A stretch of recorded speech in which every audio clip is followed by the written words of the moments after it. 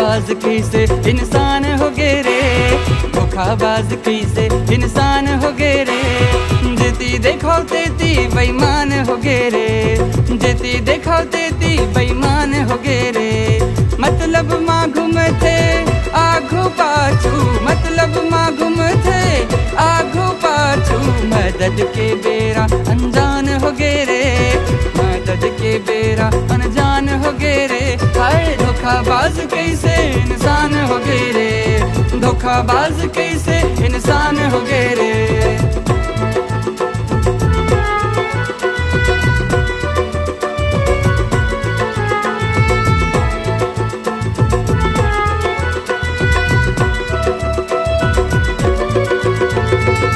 अपने दुख लारो रो सुनावे, दूसरा के दुख मां मुस्कावे। सीधा सादा मूर्ख कहावे, चतुरा उही जे गाल बजावे। कपटी फड़े भी के गुणगान हो गे रे, अरे मन खेला अब्बड़ अभिमान हो गे रे। हाय धोखाबाज कैसे इंसान हो गे रे, धोखाबाज कैसे इंसान हो गे रे।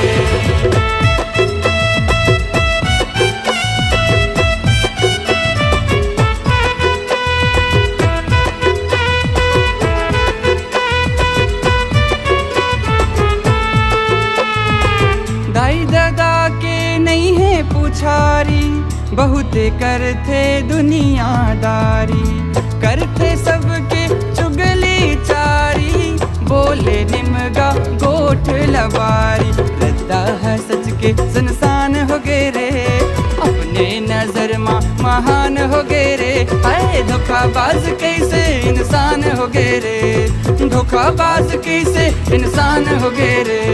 धोखाबाज कैसे इंसान हो गे रे, धोखाबाज कैसे इंसान हो गे रे। जेती देखो तेती बेईमान हो गे रे, जेती देखो तेती बेईमान हो गे रे।